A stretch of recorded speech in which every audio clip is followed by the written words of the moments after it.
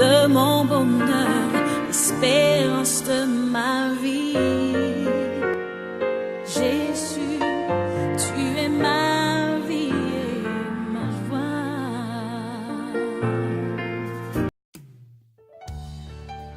J'aimerais juste revenir un peu sur ce petit point, peut-être que j'avais écrit, mais ça n'a pas été bien compris. Le jour où le frère bienvenu a eu à prêcher, je crois que c'était le mardi passé. Hein? Ok, c'était le mardi passé. Quand, voilà, effectivement, pendant qu'il était en train de prier, j'avais reçu une vision que voilà, j'avais eu à écrire. Je disais que dans la vision, je voyais comme une sœur, mais je la voyais de dos. Elle portait un petit t-shirt vraiment très transparent et tout petit, très serré. Et le pantalon qu'elle portait était aussi tout serré comme on peut l'imaginer. Et juste au bas des poches, au bas juste derrière, en fait les poches de derrière, il y avait comme ce que les gens font là, les habits de fou là. C'était un peu déchiré. C'était pas vraiment du tout joli à voir. Et je voyais comme si juste quand la scène est passée, j'ai vu toujours la même sœur, mais toujours de dos.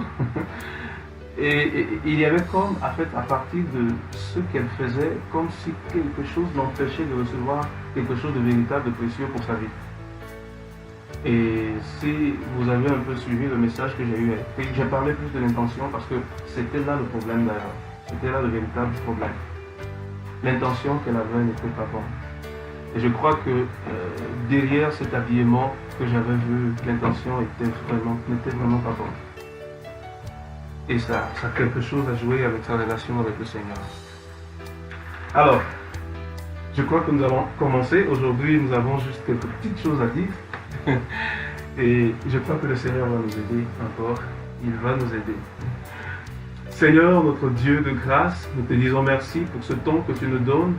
Seigneur, nous remettons tout entre tes mains. Et ce que nous voulons, Seigneur, c'est que ta main soit avec nous, que tu nous enseignes encore, que tu nous prêches, que tu nous fortifies et que nous sortions, Seigneur, avec un esprit beaucoup plus relevé que nous sommes venus. Nous abandonnons tout entre tes mains et nous savons que tu es avec nous parce que tu as dit que là où 2 ou 3 sont assemblés en ton nom, toi tu y es. Tu as dit, Seigneur, voici, je suis avec vous jusqu'à la fin du monde. Que ta grâce soit avec chacun de tes enfants. Pour la gloire du Père Céleste, nous avons prié. Amen. Voilà. Aujourd'hui, j'ai choisi un petit thème. Et le thème, c'est marcher avec Dieu. Marcher avec Dieu. C'est un thème qui m'a vraiment marqué. Dans la semaine, j'étais en train de causer avec mon papa. Et je lui demandais, en fait, je l'avais vu en ligne, en fait, il prêchait. Je lui ai demandé le thème. Et il m'a dit non, il avait lu dans Genèse 5. Et là, il a tiré un enseignement vraiment intéressant. Je n'ai pas suivi l'enseignement. Mais il a attiré mon attention sur un point, un verset, dans lequel j'ai tiré mon thème, marcher avec Dieu. On va lire un passage un peu long. Et nous allons commencer. Genèse chapitre 5. Nous sommes dans Genèse aujourd'hui. Genèse chapitre 5, le livre de tous les commencements. Là. Genèse chapitre 5. Je vais lire à partir du verset 1 rapidement. Voilà. Genèse chapitre 5 du verset 1 et je vais me limiter au verset 24. Alors je vais lire plus rapidement. Voici le livre de l'histoire d'Adam. Je lis avec la version second 21. Voici le livre de l'histoire d'Adam. Lorsque Dieu créa l'homme, il le fit à la ressemblance de Dieu. Il créa l'homme et la femme et les bénit. Il les appela êtres humains lorsqu'ils furent créés. À l'âge de 130 ans, Adam eut un fils. À sa ressemblance, à son image, il l'appela Seth. Vous allez suivre au cours de la lecture. Puis il mourut. Alors suivez ça vraiment très bien, c'est sur cela que je veux un peu attirer votre attention.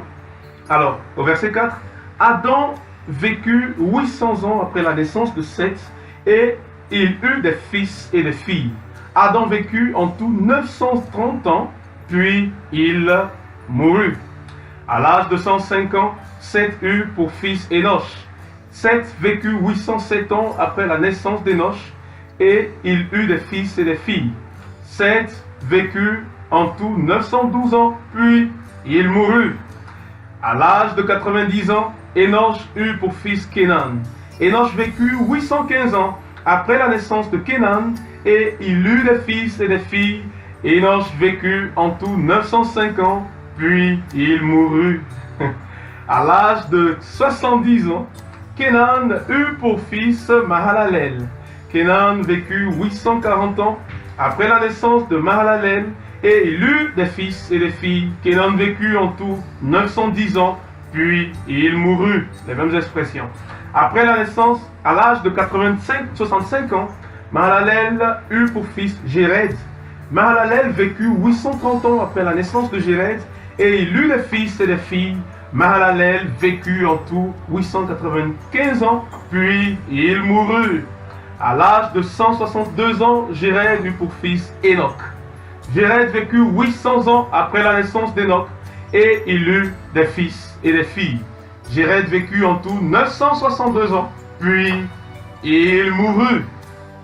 À l'âge de 65 ans, regardez, Enoch eut pour fils Métouchéla. Enoch marcha avec Dieu 300 ans après la naissance de Métouchéla, et il eut des fils et des filles. Enoch vécut en tout 365 ans. Enoch marcha avec Dieu, puis il mourut? Non, il ne fut plus là parce que Dieu l'avait pris. Enoch ne fut plus là parce que Dieu l'avait enlevé. Marcher avec Dieu. Voilà ce sur quoi je veux qu'on parle ce soir. Marcher avec Dieu. Je veux dire que marcher avec Dieu, c'est un choix personnel. Voilà, Dieu n'a jamais obligé quelqu'un de marcher avec lui. Dieu n'a jamais obligé un être humain à le suivre. Dieu n'a jamais forcé quelqu'un à le suivre. Rappelez-vous, le thème c'est marcher avec Dieu. Marcher avec Dieu. Deutéronome 30, le verset 19. Deutéronome 30, le verset 19, je disais bien que Dieu n'a jamais conduit quelqu'un forcément à marcher avec lui. Il n'a jamais obligé quelqu'un à marcher avec lui. Non, il a laissé toujours les hommes le suivre de leur plein gré. Regardez ce que la Bible dit dans Deutéronome 30, le verset 19. La Bible dit, je prends aujourd'hui pour témoin, je prends aujourd'hui à témoin contre vous le ciel et la terre. J'ai mis devant toi la voie, la vie et la mort, la bénédiction et la malédiction. Choisis la vie afin de vivre, toi et ta descendance. Je reprends. J'ai mis devant toi la vie et la mort, la bénédiction et la malédiction. Choisis la vie afin de vivre, toi et ta descendance. Marcher avec Dieu. Nous voyons Dieu dans cette histoire que la Bible nous raconte tout de suite dans le livre de Deutéronome 30. Dieu nous fait voir une certaine façade de sa personne, sa personnalité. Il nous fait comprendre qu'il ne nous pousse pas forcément à le choisir, il ne nous oblige pas, et il nous laisse le choix parfait de le faire. Mais seulement il nous montre le chemin qu'il faut choisir. Il nous laisse voir les deux chemins. Je vais expliquer quelque chose. Depuis la création de l'humanité, et lorsque les choses sont entrées en scène, lorsque les choses ont commencé, il y a eu automatiquement l'existence de trois grands pouvoirs, trois grandes puissances qui ont existé et qui existent jusqu'à présent. Il y a ce qu'on appelle la puissance ou le pouvoir de Dieu, il y a la puissance ou le pouvoir du diable, mais il y a aussi la puissance de la volonté de l'homme. Les deux premières puissances, la puissance de Dieu ou la puissance du diable, sont des puissances qui influencent. Moi, je les appelle des pouvoirs influenceurs. Mais celle de l'homme n'est pas un pouvoir influenceur, mais c'est un pouvoir qui a une autre caractéristique.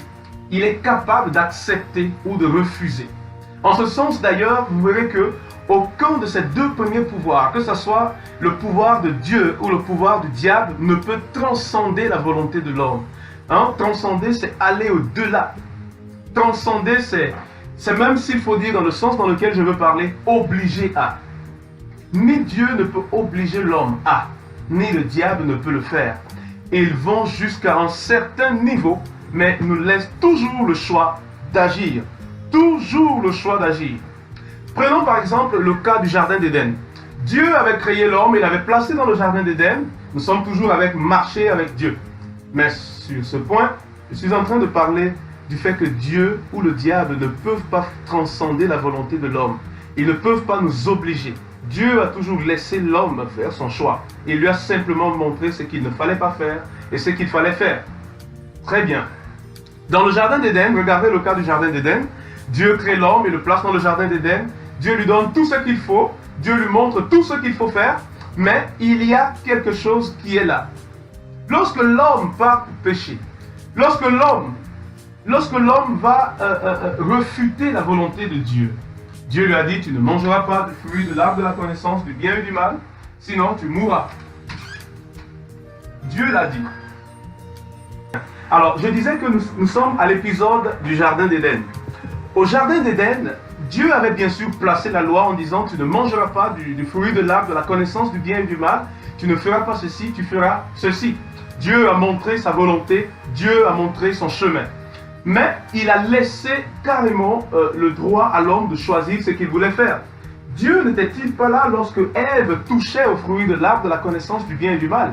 Dieu était là, mais Dieu n'a pas transcendé la volonté de l'homme.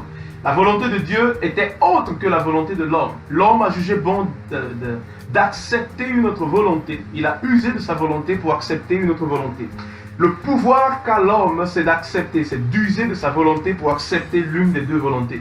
Ou celle de Dieu, ou celle du diable. Rappelez-vous, Dieu ne transcende pas la volonté de l'homme. Prenons un deuxième cas. Dans l'histoire d'Israël, Dieu s'était révélé à leur ancêtre Abraham en lui disant que ton peuple ferait 400 ans, ta descendance fera 400 ans en Égypte, en esclavage.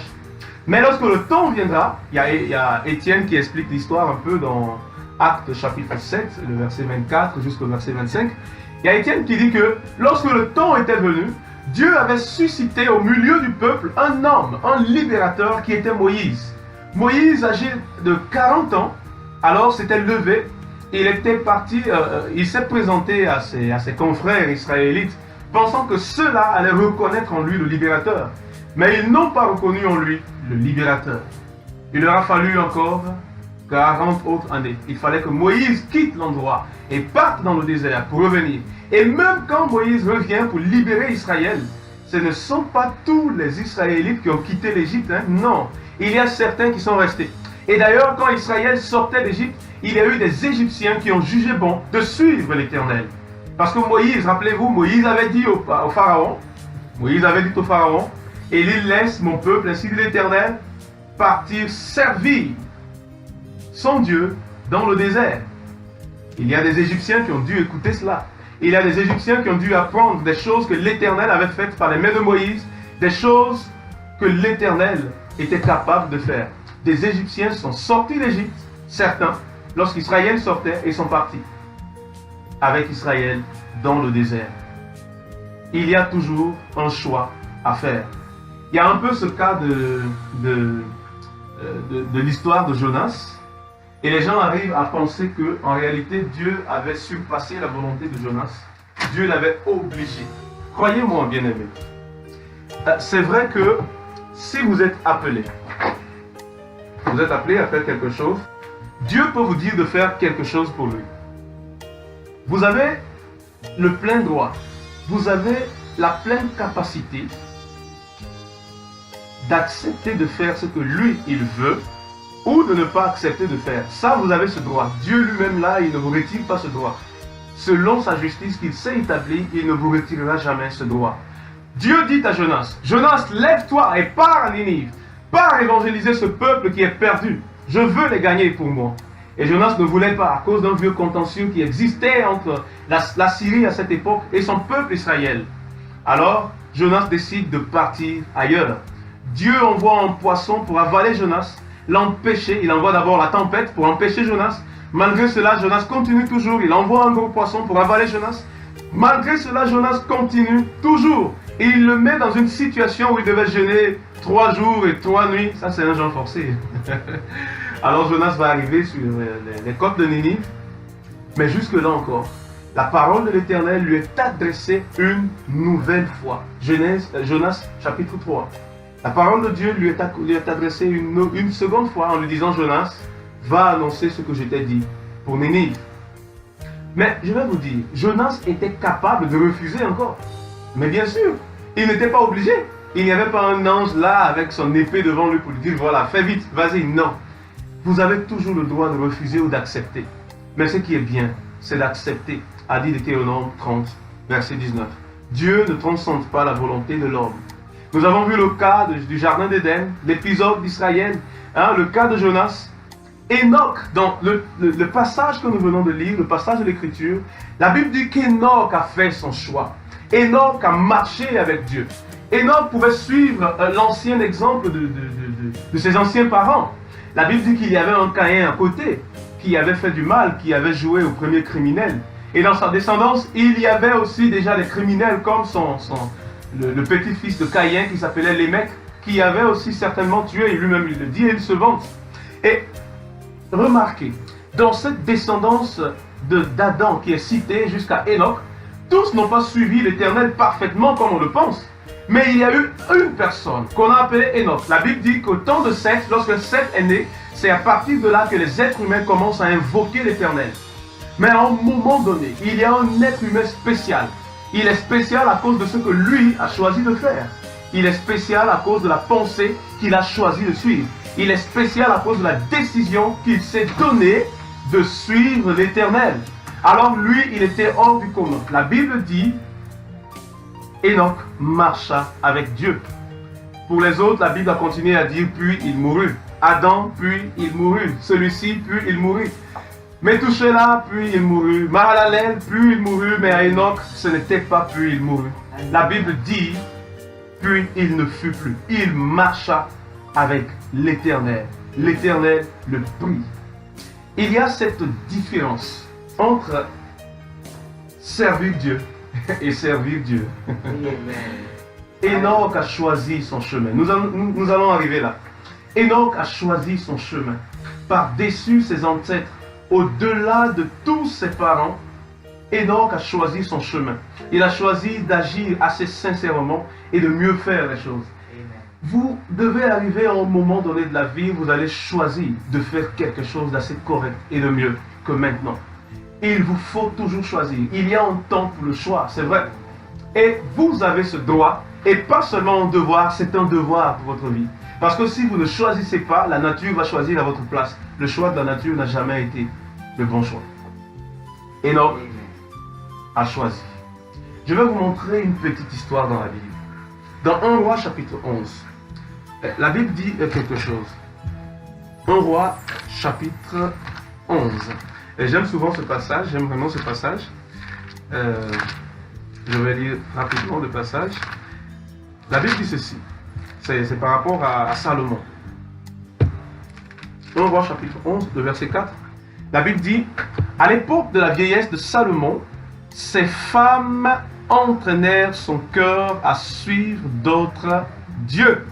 Et il ne s'attacha pas sans réserve à l'Éternel, son Dieu, comme l'avait fait son père David. Remarquez bien, regardez. Salomon s'attacha à l'Éternel, mais il ne le fit pas comme l'avait fait son père David.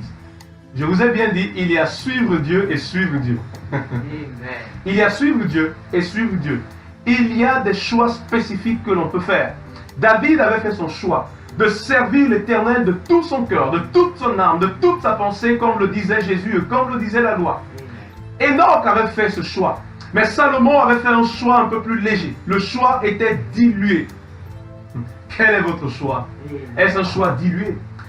Il y a ce que j'appelle...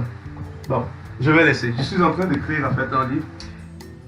Il y a ce qu'on appelle l'efficacité qui produit la vie surnaturelle selon Dieu. Et tout va dépendre aussi de votre choix. Tout va dépendre de votre choix.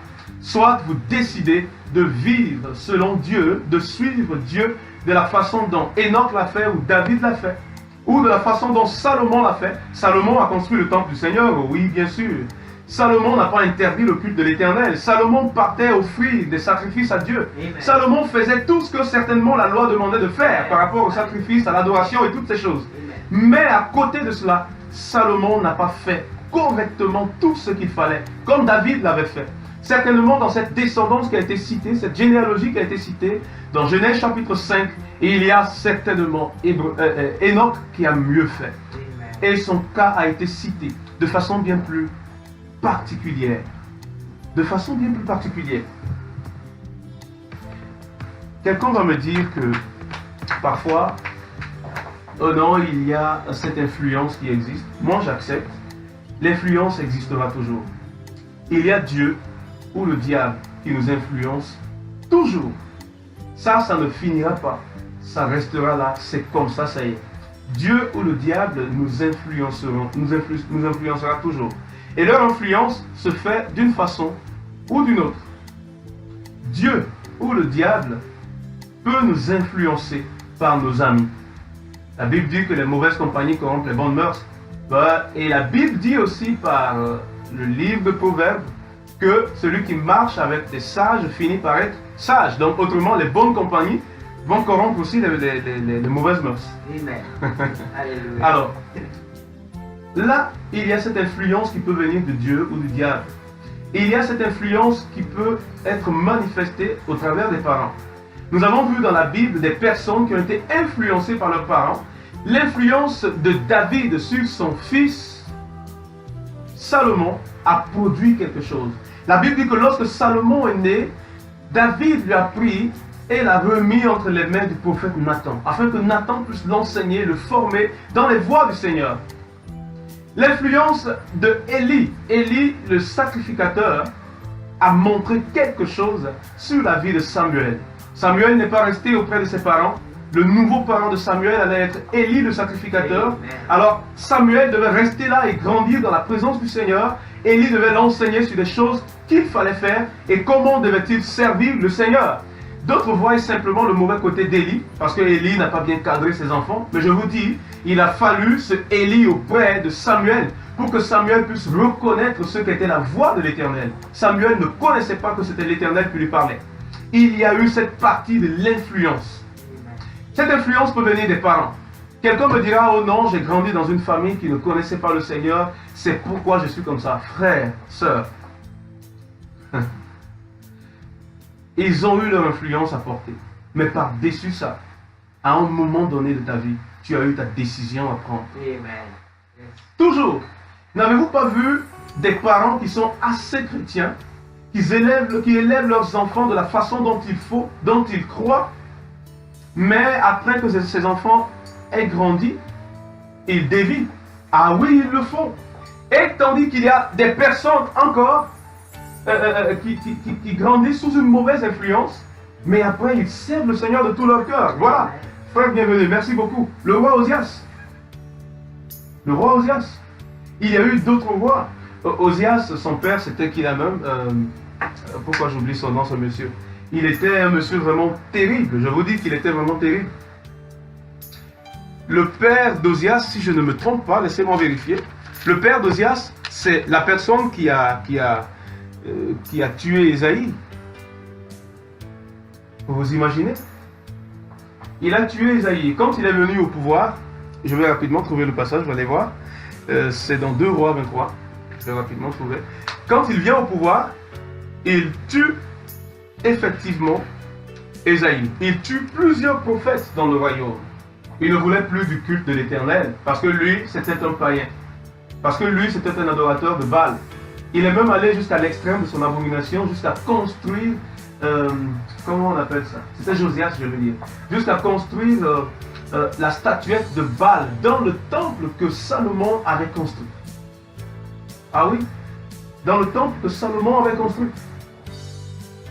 Mais Josias va sortir de cette atmosphère et servir Dieu selon le cœur de Dieu. Alors, l'influence compte, oui, mais ça ne compte pas jusqu'au bout. Vous avez votre choix à faire. Alors, ce n'est pas un... comment on dit ça? n'utilisez pas cela comme un prétexte. Ce n'est pas un prétexte. Vous pouvez toujours sortir de là. Vous pouvez avancer. Vous pouvez mieux faire. Il y a cet écrivain qui dit que elle s'appelle Susan Jeffers. Elle est écrivain psychologue. Dans son livre, j'ai un de ces livres-là. Le titre du livre, c'est Trembler mais oser. J'aime beaucoup le titre du livre en fait. Trembler mais oser. Elle disait dans son livre que quel que soit ce que vous faites, quel que soit le choix que vous allez faire, vous aurez toujours à assumer les conséquences de votre choix. Que ce soit un choix positif ou un choix négatif, que ce soit des conséquences positives ou des conséquences négatives, vous avez toujours à assumer votre responsabilité par rapport au choix que vous devez faire. Vous avez le choix de marcher selon la voie de la vie ou selon la voie de la mort, selon la voie de la malédiction, selon la voie de la bénédiction. Rappelez-vous, le titre c'est Marcher avec Dieu. Amen. Enoch a fait son choix. Il y a dans la Bible un autre vaillant homme qui a fait son choix. Il s'appelle Josué. Lorsque Josué, Dieu s'est mis devant lui pour aller conquérir toute cette terre de Canaan, en tout cas pour l'installation d'Israël, Josué, comme il va finir de faire le boulot qu'il devait faire. Alors il est maintenant vieux. Il donne ses derniers conseils à Israël et il les fait comprendre des choses vraiment capitales. Parce qu'il a vu que ce peuple tergiversait. C'est-à-dire que, voilà, il partait de gauche à droite. Il faisait comme s'il ne savait pas ce qu'il faisait. Alors, Josué était arrivé au bout du chemin et il devait les faire comprendre ces derniers principes, ces derniers katas, ces dernières... Josué chapitre 24, le verset 15, regardez ce que Josué dit au peuple. Regardez ce que Josué dit au peuple. Il dit, mais si vous trouvez, je vais un peu repartir plus loin, très bien, le verset 14 au verset 15, Josué 24, le verset 14 au verset 15, il dit, maintenant, craignez l'Éternel et servez-le avec intégrité et fidélité. Faites disparaître les dieux de vos ancêtres, que vos ancêtres servaient de l'autre côté de l'Euphrate et en Égypte, et servez l'Éternel. Mais si vous ne trouvez pas bon de servir l'Éternel, choisissez aujourd'hui celui que vous voulez servir. Soit les dieux de vos ancêtres, que vos ancêtres servaient de l'autre côté de l'Euphrate, soit les dieux des Amoréens dans le pays desquels vous habitez. Quant à moi, Josué, moi et ma famille, nous servirons l'Éternel. Josué a choisi de servir l'Éternel et il l'a fait de tout son cœur et sans compromis. Josué a fait son choix. Nous avons le droit de faire notre choix. Vous avez le droit de faire votre choix. Mais vous êtes condamné de faire votre choix et cela aujourd'hui, pas demain. Aujourd'hui vous appartient, mais demain ne vous appartient pas. Maintenant vous appartient, mais après ne vous appartient pas. Ce qui vous est donné, c'est aujourd'hui. La chance et la grâce qui vous est accordée, c'est aujourd'hui. Je ne parle pas seulement d'un choix d'accepter Jésus-Christ. Il y a certains qui ont accepté Jésus comme leur sauveur, mais ne l'ont même pas accepté comme leur Seigneur. Parce qu'il y a une différence entre accepter quelqu'un comme son sauveur et comme son Seigneur. D'autres ont accepté Jésus juste parce qu'il peut les sauver. Alors ils vivent juste en disant « j'ai cru en Jésus ». Jésus a dit, celui qui croit en moi en vérité à la vie éternelle. Mais ils ne se battent pas, ils ne se disposent pas à Dieu afin de faire l'œuvre comme il le faut. Ils veulent juste leur salut. Moi j'appelle cela un salut égoïste. Est-ce que Jésus est vraiment votre Seigneur? Là, c'est encore un autre niveau. Jésus racontait un jour une parabole dans Luc chapitre 16, si j'ai bonne mémoire. Il disait qu'il y avait un prince qui est parti pour un pays lointain. Il devait régner sur un royaume. Mais il y avait des rebelles, des recalcitrants qui ne voulaient pas qu'il règne sur le royaume. Alors il dit à ses disciples, il dit, qui sont ceux qui ne veulent pas que je règne sur ce royaume? Amenez-les et égorgez-les. Il faut que ceux-là, ces recalcitrants en vous, soient amenés et égorgés devant la face du Seigneur. Parce qu'il doit être le Seigneur, pas seulement le Sauveur, il a besoin d'être le Seigneur. Un Seigneur est un maître. Un Seigneur, c'est quelqu'un qui a le commandement sur tout ce que vous faites. Un Seigneur, le Seigneur de votre vie, vous ne pouvez rien faire sans lui, croyez-moi. Vous ne pouvez rien faire sans lui. Jésus prouvait cela quand il expliquait quelque chose à ses disciples. Dans Jean chapitre 15, le verset 5, il dit « Vous ne pouvez rien sans moi. Vous ne pouvez rien sans moi. De même, si vous croyez être des branches et que moi je sois la tige, alors vous ne pouvez pas porter des fruits sans moi. Vous ne pouvez pas réussir sans moi. Vous ne pouvez rien faire sans moi. Parce que c'est de moi que vient la sève. C'est de moi que vient la vie. C'est de moi que vient le succès. C'est de moi que vient la réussite que vous cherchez. C'est de moi que vient la vie véritable que vous voulez de Dieu. Amen. Mais pour cela, il doit être Seigneur. Et s'il est Seigneur de votre vie, il peut arriver par exemple que vous preniez certaines décisions, en tout cas qui semblent être vraiment bonnes, hein, croyez-moi, qui semblent être vraiment bonnes. Et même les gens peuvent apprécier. Mais si vous voulez commencer, il vous dit non, je ne veux pas. Vous êtes obligé d'arrêter parce que le Seigneur a parlé. Le Seigneur a parlé. Il faut qu'il soit Seigneur, pas seulement Sauveur. Je vais vous montrer une autre façade. Hein? La Bible dit qu'il y avait cette grande statuette. Là, je le prends dans la métaphore et non dans le sens réel. Dans Daniel chapitre 2, il y a le roi Nebuchadnezzar qui voit dans un songe une statuette. La tête était en or, la poitrine en bronze, ainsi de suite. Jusqu'aux pieds, il y avait le fer. Et la Bible dit que lorsqu'il regardait dans son songe, il y avait comme une pierre qui est sortie du sommet d'une montagne et est descendue pour fracasser la statue.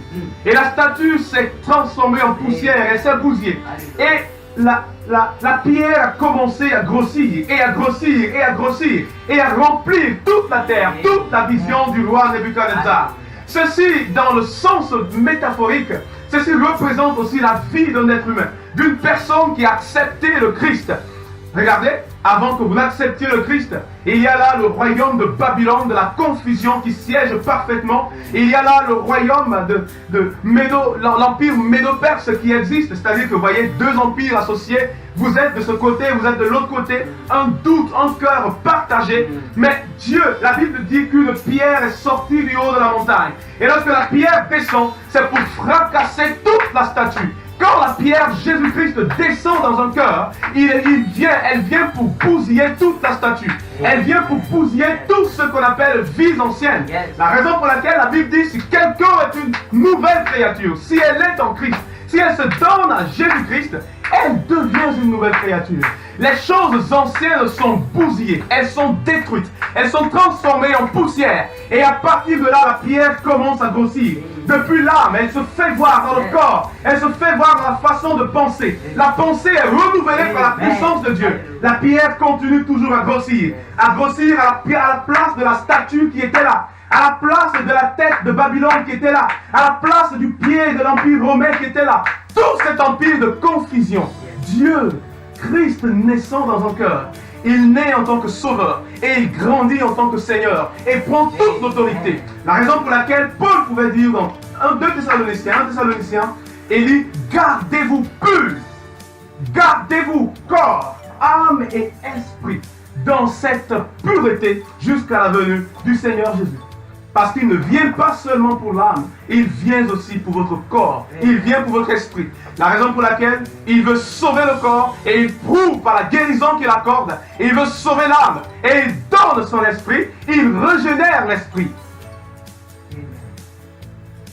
Marchez avec Dieu. Vous avez le choix. Si seulement vous donnez l'opportunité. La pierre a déjà quitté le haut de la montagne. Elle descend. Donnez-la seulement l'opportunité. Elle fracassera toute la statue.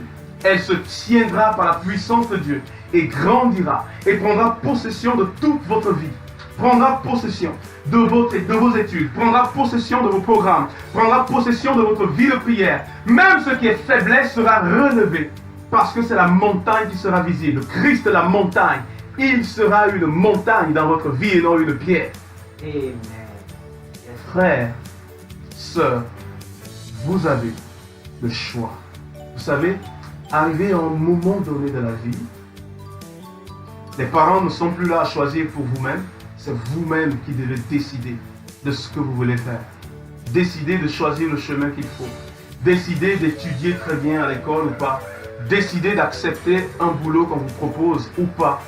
décidez de vous marier ou pas, vous avez le choix et vous devez décider. Or, ne pas décider, c'est déjà décidé. C'est simple. Si vous ne décidez pas, vous avez déjà décidé. C'est assez simple. C'est assez simple. Bien aimé, quelle est votre position? Marchez avec Dieu. J'ai bien dit que vous avez le choix. Mais de quel côté vous tenez-vous? Est-ce que vous marchez pleinement avec Dieu, comme David ou comme Enoch l'a fait? Enoch marcha avec Dieu, puis il ne fut plus, parce que l'Éternel l'avait élevé. Les autres ont dit, puis il mourut. Mais Enoch, non pas puis il mourut, mais il ne fut plus, parce que l'Éternel l'avait enlevé. Est-ce que vous êtes de ce groupe? De quel groupe vous êtes vraiment? Le deuxième groupe, est-ce que vous servez Dieu comme Salomon? Vous êtes là à chaque réunion de prière. Vous priez pour les gens, c'est bien. Vous êtes dans un groupe d'intercession, vous chantez bien. Quand il y a la cotisation, vous cotisez. Mais est-ce que le cœur est pleinement là? Est-ce que le cœur est totalement soumis, non pas seulement au Sauveur, parce que le Sauveur va naître comme une pierre, mais le Seigneur va grandir comme une montagne. Alléluia. Qui est-il dans votre vie? Qui est-il dans votre vie? Parfois, vous savez, à ce deuxième niveau où Salomon était, Salomon servait Dieu, mais partiellement, pas totalement. C'est ce que la Bible dit dans Roi. Pas totalement. David s'était trouvé dans une circonstance pareille. Parfois, il y a des situations de la vie qui vous amènent à des points pareils, qui vous amènent à vivre dans l'anxiété, dans parfois la peur ou le doute ou beaucoup de soucis, trop de problèmes, vous n'arrivez plus à vous concentrer, ça ne va pas. David s'était trouvé dans une circonstance pareille. Mais David, regardez dans le psaume 57, le verset 9, c'était une époque où Saül était à la recherche de David. Puisque Saül savait que David allait prendre sa place après, David était alors poursuivi, pourchassé, traqué, cherché de part et d'autre. Alors, même la nuit, David devait se cacher. David est parti se réfugier chez les Philistins. Regardez cet état de peur, cet état de poursuite. Tu ne sais pas si tu as encore demain à vivre. David était dans une circonstance pareille. Et David, parfois, en pleine nuit, il n'arrivait pas parfois à dormir. Il avait de l'insomnie à cause de ceux qui le pourchassaient. Et dans le psaume 57, c'est dans ce sens, c'est à cette époque, en ce moment-là, que David a écrit le psaume 57. Il ne savait pas ce qui allait encore arriver demain. Il était dans l'insomnie. Mais vous savez ce qu'il dit? J'aime en fait ce qu'il a dit. Dans le psaume 57, verset 9, il dit, réveille-toi mon âme. Réveille-toi ma lutte. Réveille-toi ma harpe. Je réveillerai l'aurore. Vous savez qu'est-ce que David faisait? Pendant son temps d'insomnie, où les mauvaises pensées peuvent le traquer, où les mauvaises pensées peuvent le traverser de part et d'autre en disant, demain Saül pourra te rattraper, demain tu pourras être tué, tu pourras être attrapé par l'un des généraux de Saül. David ne se laissait pas influencer par les circonstances et les situations de la vie. David décidait de tourner les regards vers le Seigneur. Il trouvait un moyen par lequel il pouvait parler au Seigneur. Alors il utilisait sa harpe, il utilisait ses instruments à cordes et il adorait son Dieu. Il se connectait à celui qui était plus grand que le problème qui le pourchassait. Parce que le pharaon qui te poursuit derrière est plus petit que la colonne de feu qui fend la mer devant toi et celui-là qui se tient derrière toi pour te protéger. Le Seigneur était là. Il trouvait un moyen de se connecter à Dieu et de transformer sa circonstance de peur, sa situation où il était traqué, en situation de joie, en moment d'adoration avec Dieu. Vous pouvez le faire. Si vous êtes dans une circonstance, une situation qui vous pousse à servir le Seigneur comme Salomon, où vous êtes là dans le culte et vous n'êtes pas là en esprit, où vous priez et vous n'êtes pas là selon le cœur, où vous servez à cœur partagé, vous pouvez trouver un moyen par lequel vous pouvez vous connecter au Seigneur. David a trouvé de chanter le nom de l'Éternel quand il a de l'insomnie, quand dans la nuit il n'arrive pas à dormir. Qu'est-ce que je vais faire demain? Est-ce que je vais même trouver encore du boulot? Mais je ne sais pas comment je vais faire avec le papier. Alors il trouve son moyen. Au lieu de s'inquiéter, Jésus dit, ne vous inquiétez de rien. Amen. Ne vous inquiétez de rien. Il n'y a rien qui a été promis pour l'anxiété. Rien n'a été promis pour l'inquiétude. Mais tout a été promis pour la foi et par la foi. Alors, par la foi, asseyez-vous sur votre lit dans cette insomnie et glorifiez le Seigneur. Trouvez un moyen par lequel vous pouvez lui parler. Mais qu'est-ce qui vous fatigue longuement? Qu'est-ce qui vous a longtemps fatigué? Est-ce une situation spirituelle qui vous empêche de servir l'Éternel en temps plein? Amen. Comme David et comme Enoch l'a fait. Vous pouvez faire comme David. Trouvez ce moyen par lequel vous vous connecterez au Seigneur et marcherez tout droit devant lui vers Sion. David l'a fait. Vous pouvez aussi le faire. Amen. Yes. Vous pouvez le faire. Et le troisième groupe de personnes, là je n'aime pas ce groupe. Et je crois que nous devons aller vers eux. C'est ce groupe qui suit ses propres voies. Ce groupe qui suit ses propres voies. Dans Proverbe chapitre 16, verset 25, la Bible dit, telle voie paraît être droite, mais son issue, son aboutissement, c'est la mort. La Bible dit dans Proverbe 4, il dit, ne soyez pas sages à vos propres yeux, ne soyez pas sages. Vous n'êtes pas assez sage pour connaître la fin avant le commencement. Il y a quelqu'un qui est plus sage que vous, Amen. qui connaît la fin avant le commencement, Amen. qui a prophétisé sur la vie de Cyrus 500 ans avant même qu'il ne naisse. Il connaissait tout ce que celui-ci allait faire, tous les grands exploits qu'il allait faire. Dieu connaît la fin avant le commencement. Ayez confiance mieux en sa sagesse qu'à votre sagesse. Et il y a ce groupe qui a confiance en ses propres voies et ne veut pas suivre le Seigneur. Il y a trois groupes. Des gens qui le servent de tout cœur, à cœur complètement attaché à Dieu. D'autres le servent à cœur partagé, des Salomon. S'il y a des Salomon, si votre vie spirituelle est bancale, c'est maintenant qu'il faut décider de changer les choses. Amen. Dieu ne le fera pas à votre place, il ne décidera pas à votre place, c'est à vous de décider. Vous savez, je vais vous expliquer une histoire. À un moment donné, quand je suis nouvellement, j'ai décidé de suivre vraiment le Seigneur et de prendre courage et de faire les choses comme il fallait. Alors j'ai dit au Seigneur, Seigneur, je veux maintenant te servir à 100%. Amen. Je veux vivre pour toi comme un véritable chrétien. Je veux que même les gens me voient comme un vrai chrétien. Alors, vous savez, j'ai commencé à jeûner et à prier. J'ai pris 2 jours dans la semaine. Je l'ai fait environ pendant 4 ou 5 mois. J'ai pris 2 jours dans la semaine pour prier le Seigneur. Les 2 jours-là, c'était des jours de jeûne et de prière où je demandais au Seigneur, Seigneur, aide-moi à avoir plus de foi en toi. Mais deuxièmement, donne-moi le courage de montrer aux gens que je suis chrétien, que je n'ai pas honte de la foi que j'ai en toi. Parce que je souffrais vraiment de ce problème. J'avais honte de montrer aux gens que je suis chrétien. Je ne sais pas s'il y a des personnes parmi nous encore qui ont aussi honte de montrer aux gens qui sont chrétiens. Dans un groupe comme cela, tu as même honte de montrer que tu es chrétien. Qu'est-ce que les gens vont penser de moi? Si tout le monde autour dit non, je suis musulman ou non, ben écoutez, nous on n'a pas de religion, on s'en fiche là. Tu as peur de montrer que tu es chrétien ou chrétienne, tu as honte. J'étais à ce stade-là et j'ai dit au Seigneur, aide-moi. Moi je prends ces 2 jours pour jeûner, pour prier. Il me faut dépasser ce stade. Amen.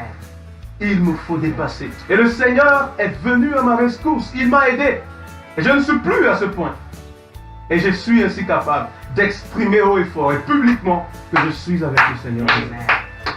Vous pouvez le faire. Vous pouvez décider. Si vous êtes, par exemple, vous vivez une vie un peu assez tiède là. Il y a un jour, un temps était venu, c'était en 2016. Oui, c'était en 2016. En janvier 2016, je me suis dit, Seigneur, je veux voir des trucs, quelque chose de nouveau dans ma vie. Pas la routine, chaque fois la parole et tout ça. Non, non, pas la routine. Si vraiment tu es avec moi, voici ce que je demande. On ne peut pas vivre avec un ami sans avoir des expériences avec lui, sans communiquer avec lui, en tout cas sans faire des expériences avec lui. Non, ça ne marche pas. Alors j'ai dit au Seigneur, si vraiment tu es avec moi, chaque mois, je veux vivre une expérience spéciale avec toi. Je ne savais pas ce que je disais vraiment. Hein. Je vous dis, hein, chaque mois que Dieu faisait, janvier, j'ai eu une expérience, oh my God, février, mars, à partir du mois d'avril, j'ai dit, Seigneur, on arrête. J'ai dit, je veux chaque semaine. Peut-être que c'est le hasard. Je veux chaque semaine. Croyez-moi, chaque semaine que Dieu faisait, j'avais une expérience spécifique avec le Seigneur. Vous pouvez le faire. Vous ne pouvez pas vivre continuellement avec le Seigneur sans jamais avoir d'expérience avec lui. Non, mais c'est quelle vie ça? Comment est-ce que vous pouvez vivre avec quelqu'un et vous ne savez même pas si vous vivez avec lui? Ça n'a pas de sens. Vous pouvez décider de dépasser ce niveau. Amen. Votre décision vous disponibilisera. Et ça permettra au Seigneur de vous faire croître dans sa présence. Vous pouvez le faire. Vous pouvez le faire. Amen. Alors, marcher avec Dieu.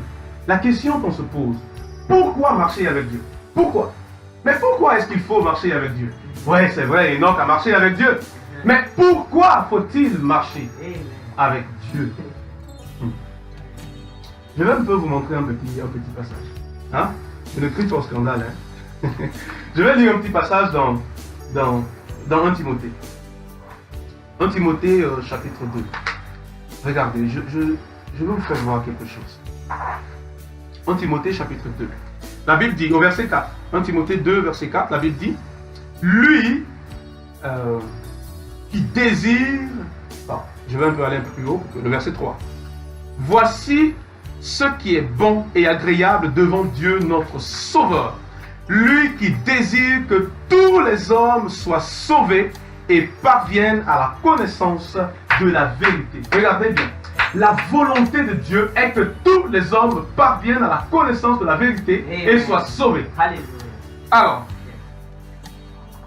Dieu, le plan de Dieu ne peut pas être contre sa volonté. Je ne sais pas si un peu on me comprend. Le plan de Dieu ne peut pas être contre sa volonté. Alors, je veux dire quoi par là? Ne considérez pas d'une quelconque façon que vous êtes fils de, je ne sais pas, fils du diable quoi. Bon, laissez-moi un peu dire ce truc sacrilège. Fils du diable, il n'y a pas de fils du diable par création. Ça n'existe pas. Amen. Vous êtes fils du diable par le choix que vous faites. Vous pouvez. Oui, vous êtes fils du diable par le choix que vous faites. Mais je crois, on parlera de ça plus tard. Ah, maintenant, c'est un thème très vaste. On parlera de ça plus tard. Si vous choisissez servir le Seigneur, Josué a dit, si vous voulez servir les autres dieux d'Égypte et du derrière de l'Euphrate, faites-le. Moi, je choisis de servir l'Éternel. Mais si vous choisissez de servir l'Éternel Dieu, gloire au Seigneur. Vous avez le choix. Mais sachez que si vous choisissez de servir les dieux diaboliques là, voilà, vous êtes fils de ces dieux-là. Si vous décidez de servir l'Éternel Dieu, vous êtes fils de ce Dieu. Alors pourquoi servir l'Éternel Dieu? Nombreux ont été appelés. En fait, Dieu a appelé tous les êtres humains par sa volonté au salut. Mais d'une façon ou d'une autre. D'une façon ou d'une autre. Mais il a choisi des personnes pour faire certains travaux spécifiques. Alors, je vous montre un premier passage qui répond à notre question. Pourquoi servir Dieu? Genèse chapitre 18. Pourquoi servir Dieu? Genèse chapitre 18, le verset 19. Genèse 18, verset 19. Genèse 18, verset 19. Regardez ce que la Bible dit. En effet, c'est l'Éternel qui parle. En effet, je l'ai choisi, il parle d'Abraham. Je l'ai choisi afin qu'il ordonne à ses fils et à sa famille, après lui, de garder la voie de l'Éternel en pratiquant la droiture et la justice. Ainsi l'Éternel accomplira en faveur d'Abraham les promesses qu'il lui a faites. Savez-vous pourquoi Dieu a choisi Abraham? Il dit bien, je l'ai fait, afin que lui puisse ordonner à sa famille et à sa descendance après lui de suivre ma voie, la voie de la droiture, la voie de l'intégrité, la voie de la justice. Autrement, il a choisi Abraham à être un témoin. Et c'est ce que nous sommes appelés à faire. C'est la raison pour laquelle il nous a appelés et nous a choisis, afin que nous croyions en Jésus-Christ. Vous avez cru en Jésus, afin que vous soyez des témoins du Seigneur sur terre. Yes. J'aimerais un peu partir un peu plus profondément. Peut-être que c'est léger. Allons dans Ésaïe 43. Il y a quelque chose qui se passe rapidement dans Ésaïe 43. Ésaïe raconte quelque chose qui allait se passer. Israël devait aller en déportation. Alors, quand Israël sera en déportation, je vais un peu lire rapidement. Regardez. Ésaïe 43, je lis à partir du verset 5. Il dit, n'aie pas peur. Il parle d'Israël. N'aie pas peur car je suis moi-même avec toi. Je ramènerai ta descendance de l'Est et je te rassemblerai de l'Ouest. Je dirai au Nord, donne. Au Sud, ne retiens personne. Ah oui, il demande au Nord de donner, à l'Ouest de donner. Au Sud, ne retiens personne. Et toi, à l'Ouest, viens, ne retiens personne. Ramène mes fils des pays lointains, mes filles de l'extrémité de la terre, tous ceux qui portent mon nom, que j'ai créé pour ma gloire, que j'ai façonné, que j'ai fait.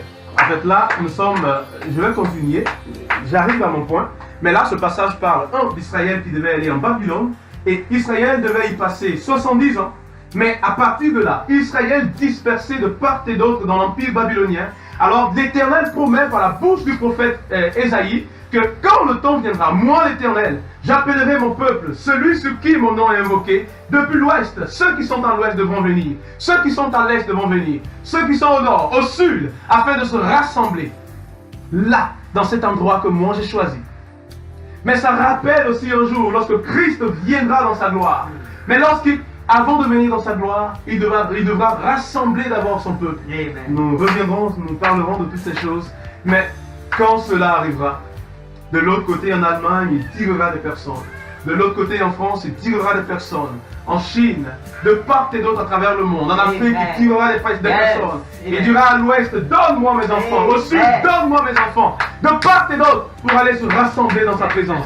Et regardez, il continue à dire, il parle maintenant de quelque chose de précis. Au verset 8, il dit, fais sortir le peuple aveugle, qui pourtant a des yeux, et les sourds, qui pourtant a des oreilles. Que toutes les nations se rassemblent, et que les peuples se réunissent. Lequel d'entre eux a révélé ces choses? Lesquels nous ont annoncé les premiers événements? Qu'ils présentent leurs témoins, et se défendent, qu'on puisse écouter et dire, c'est vrai. Je continue le verset 10, j'en ai vraiment besoin. Il dit, c'est vous qui êtes mes témoins, déclare l'Éternel. C'est ainsi que mon serviteur, celui que j'ai choisi, afin que vous sachiez, croyez et reconnaissiez que je suis avant moi, jamais aucun Dieu n'a été formé, et après moi, il n'y aura point d'autre Dieu. Dans cette situation délirante, dans cette situation un peu perdue, Israël carrément mélangé, au milieu d'un peuple qui ne connaît pas l'Éternel, il dit, demandez-leur qu'ils envoient leurs témoins. Et même ces Israélites qui ne me reconnaissent plus et qui ont choisi d'autres dieux comme Baal, dites-leur d'envoyer leurs témoins. Moi l'Éternel, j'ai choisi ma personne qui s'appelle Ésaïe. Il se tient au milieu de vous comme mon témoin. Il vous a choisi afin que vous soyez témoins de l'Éternel. Vous êtes en Christ dans le but d'être témoins pour lui. Marchez avec Dieu. Pourquoi marcher avec lui? Parce qu'il veut que vous soyez ses témoins. Il veut que tu sois son témoin. C'est vrai. Il veut que tu sois son témoin. Aujourd'hui, l'Église a perdu carrément ce témoignage. Vous savez, un jour, si nous perdons davantage de témoins, Christ ne sera pas de plus en plus vieux. Dieu a choisi un Ésaïe pour être témoin de sa personne au milieu d'un peuple pervers. Et au milieu de ce peuple pervers, Dieu va tirer les personnes qui vont croire en sa prophétie. Israël. Et ceux-là vont aussi être ses témoins à travers le monde, pour les nations. Témoins de Dieu. Témoins de Dieu. Un jour, rappelez-vous, vous êtes vraiment choisi pour être témoin de Dieu. Si vous n'êtes pas témoin de Dieu dans votre environnement, là où vous êtes, dans votre famille, il y a un problème. Réglez cela avec Dieu. Vous devez être témoin de Dieu. Un jour, lorsque ce musulman était venu m'affronter et discutait vainement pour savoir si Jésus était vraiment le Fils de Dieu ou pas, il ne voulait pas me croire. Mais je rends grâce au Seigneur quand le Seigneur a commencé à révéler des choses sur sa vie. Il se demandait comment est-ce que j'ai pu savoir. Je lui ai dit, je t'ai bel et bien dit que le Seigneur Jésus est le Fils de Dieu. C'est vrai. Il faut un témoignage. Il faut un témoin. S'il y a des témoins, le Seigneur sera reconnu. Et sa parole sera établie au milieu des peuples. Et je l'ai dit, il est venu me rendre témoignage plus tard. Je le parlais souvent de Jésus-Christ. Un musulman, hein, il y avait des esprits qui le fatiguaient vraiment, sérieusement. Et il est parti voir son imam pour lui dire, écoute, mais comment est-ce que je peux faire les démons me fatiguent, les esprits me fatiguent quand je viens dormir. Comment est-ce que je peux faire pour bien dormir? Alors son imam lui dit, écoute, il y a ce verset coranique que tu dois lire. Quand ces démons-là viennent, quand tu lis ce verset coranique, ils vont disparaître. La nuit, vers le petit matin, il voit deux hommes entrer. C'était encore toujours ces démons-là. Et quand ils entrent dans sa chambre, ils commencent à l'appuyer. Et quand ils commencent à l'appuyer, je l'avais déjà dit, avant même qu'ils me disent ça, je l'avais déjà dit qu'il y a deux esprits qui te suivent. Il était étonné comment est-ce que je savais ces choses. Alors, quand il vient se coucher, les deux esprits-là viennent le fatiguer. Il commence à réciter le verset coranique, Aouzibillah, Setan Razim et tout le reste. Mais il me dit ce qui était étonnant, plus il récitait le verset, les deux démons l'appuyaient davantage et l'étouffaient.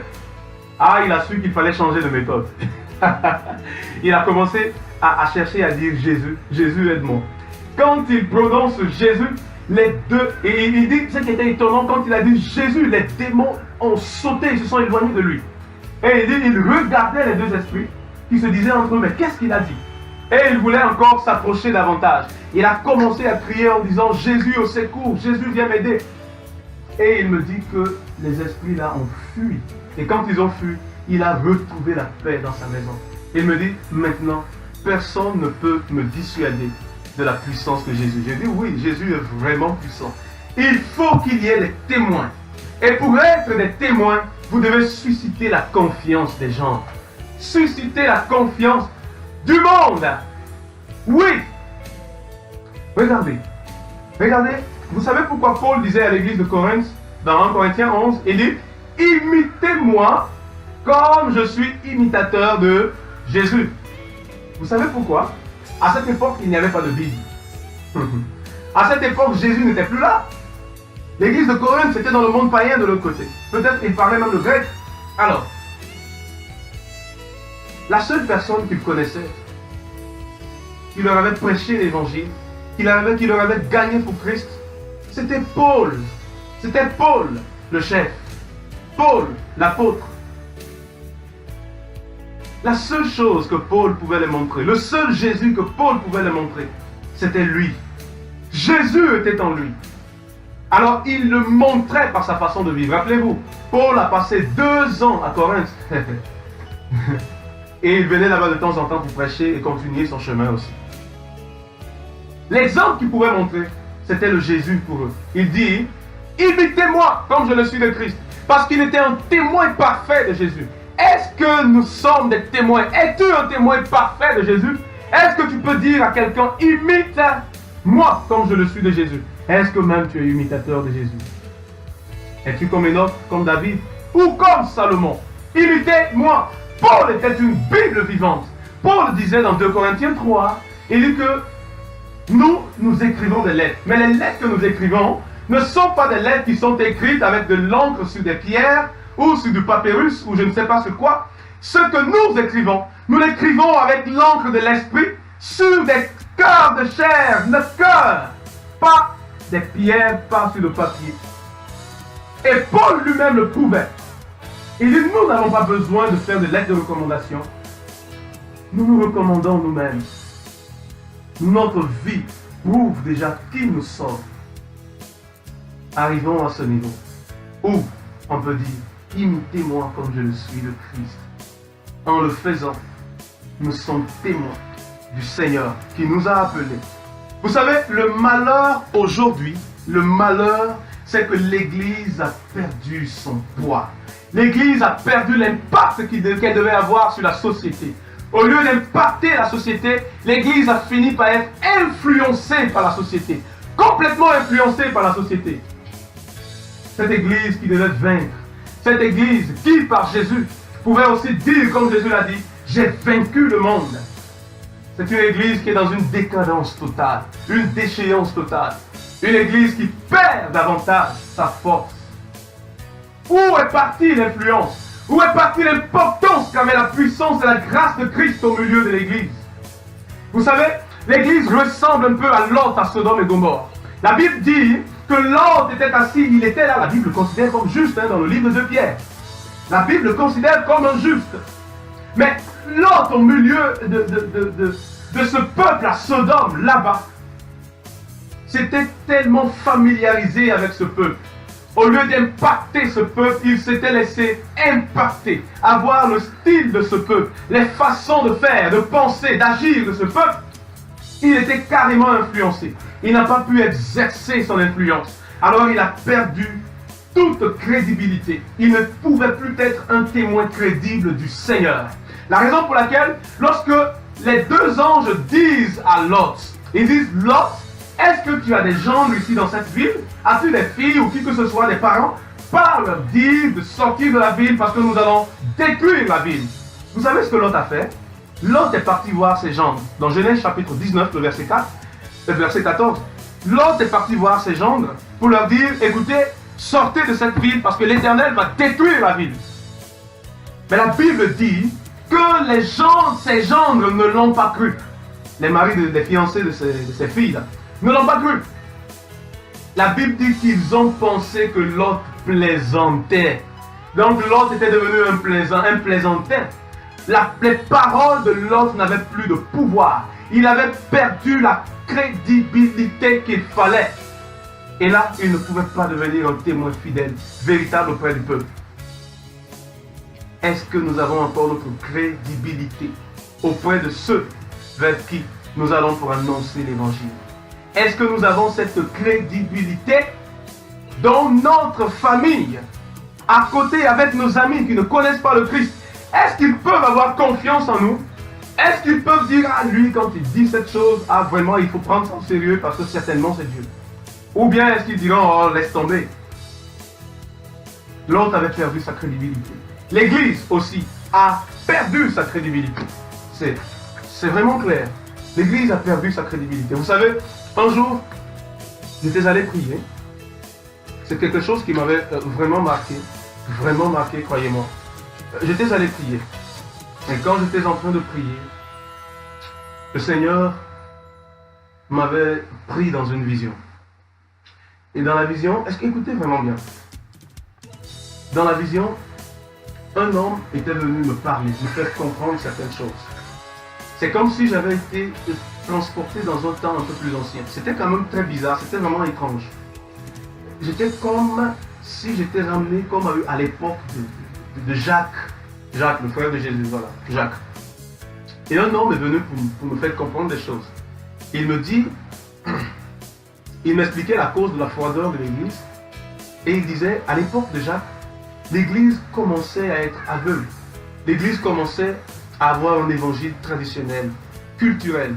Alors, le but pour Jacques, il fallait écrire quelque chose, exhorter cette Église, la ramener à l'évangile de puissance. Tu sais, quand il m'a dit à l'évangile de puissance, automatiquement dans la vision, je me suis dit, oh Seigneur, l'évangile de puissance. Automatiquement, en fait, dans la pensée de la vision, je commençais à grincer les dents. Je commençais à parler en langue. J'avais la force. Je voulais me lever, aller prêcher l'évangile, prier pour les malades, chasser les démons. C'est comme ça la chose était dans le songe. Jusqu'à ce qu'il a continué à me parler, jusqu'à ce que la vision m'a quitté, alors que j'étais en train de prier. Et il m'a dit, après là, pars lire le livre de Jacques. Je suis parti lire le livre de Jacques. Quand je lisais, il a attiré mon attention sur 3 points qui m'ont vraiment marqué par rapport à ce qu'il m'expliquait dans la vision de l'état de l'Église à un moment donné de la vie de Jacques. Le premier point, c'était dans Jacques 1, 27, où Jacques donne le conseil en disant, il dit, la véritable religion, c'est apporter de l'aide aux orphelins, rendre visite aux prisonniers et toutes ces choses. Vous savez, quand j'ai essayé de chercher pour voir, comparer ce qu'il me disait dans la vision et ce que j'ai cherché sur Internet pour voir, et même par rapport à ce passage de l'Écriture, le style culturel de l'époque là, la tradition à cette époque, était que s'il y avait une veuve ou un orphelin qui était pauvre, démuni, qui était sans abri, chers amis, il n'y a presque personne qui le soutenait. Si l'orphelin était là, il n'avait pas de parents proches, son papa est mort, maman est morte, c'est fini, hein? On ne le prenait pas en charge très généralement. Pour que cet enfant puisse survivre, cette veuve puisse survivre, il fallait qu'elle parte faire des travaux d'esclavage pour pouvoir s'en sortir.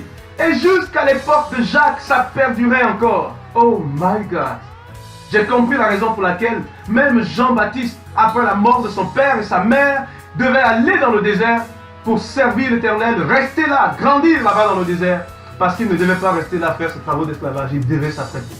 Mais l'Église vivait dans une condition pareille. Bien que la grâce était là, le Christ était venu, l'Esprit de Dieu était là, les gens n'avaient pas compris ce côté-là. Les gens devenaient de plus en plus avares et ils n'avaient pas de la bienveillance. La bienveillance, c'est prendre, considérer le problème de l'autre comme ton problème et chercher à résoudre cela. L'Église avait perdu ce côté-là. C'était obscur. Et vous voyez, celui qui m'enseignait dans la vision me disait, l'Église tournait vers le côté traditionnel des choses. Je ne comprenais pas jusqu'à ce que je suis revenu pour comprendre, pour lire et comprendre ce que c'était. Le deuxième point, c'était Jacques 4:8. Là, dans Jacques 4:8, il expliquait ceci. Dans Jacques 4, Jacques dit que, celui qui aime le monde, celui qui a de la passion pour le monde, l'amour de Dieu n'est pas en lui. Mais un peu plus haut, il commence à expliquer, il dit vous êtes jaloux parmi vous, ainsi de suite, et vous demandez, vous ne recevez pas parce que vous demandez mal. En fait, le style, le désir injuste, les passions mauvaises avaient commencé à monter dans l'église. Je veux dire quoi?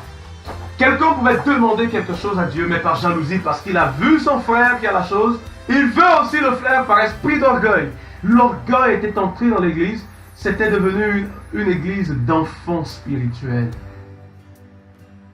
Les gens ne cherchaient plus à quitter l'état de la nourriture, du lait, ils voulaient toujours rester là, où siège la jalousie, l'incompréhension et toutes ces choses, bien que on sait que Christ sauve. Mais plus vous avancerez, vous laisserez cette pierre-là devenir une montagne dans votre vie. Et à partir de là, les choses changeraient. Et le troisième point qui m'avait été signalé, c'est Jacques 5, le verset 14 au verset 15. Là, en fait, il semblait que l'Église était en train de perdre un certain côté. Les apôtres étaient en train de mourir peu à peu. Et c'est comme si l'Église commençait à perdre la puissance de la démonstration de la gloire de Dieu qui était dans l'Église. Ils commençaient à le perdre. Alors il fallait les enseigner sur ces points. Il leur dit, si quelqu'un est malade, vous les faites comprendre que le Seigneur peut guérir aussi les maladies. Ce n'est pas seulement les apôtres qui pouvaient prier pour des malades. Vous pouvez aussi le faire. Voici ce qui accompagnerait ceux qui croient. En mon nom, ils imposeront les mains aux malades et seront guéris. Il fallait les rappeler ces points de l'Évangile. L'Église, de même, aujourd'hui, perd sa puissance, perd son influence, perd son impact. Où est-ce que nous sommes? Marcher avec Dieu. Pourquoi marcher avec Dieu? Dieu veut que nous marchions avec lui afin d'être des témoins. Des témoins. C'est vrai, la Bible dit, Christ en nous l'espérance de la gloire. Oui, c'est très bien. Mais ce n'est pas qu'une espérance de la gloire, ça doit être une démonstration de la gloire dans le milieu où nous vivons, dans l'environnement dans lequel nous vivons. Ah oui, parce que nous sommes des ambassadeurs du ciel, bien-aimés.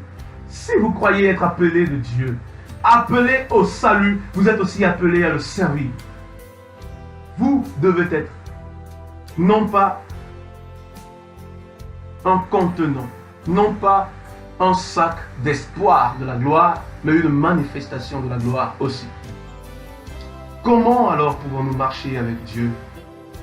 Comment pouvons-nous marcher avec Dieu? Comment Enoch a fait pour marcher avec Dieu? Un jour, David, le petit David, était en train de grandir.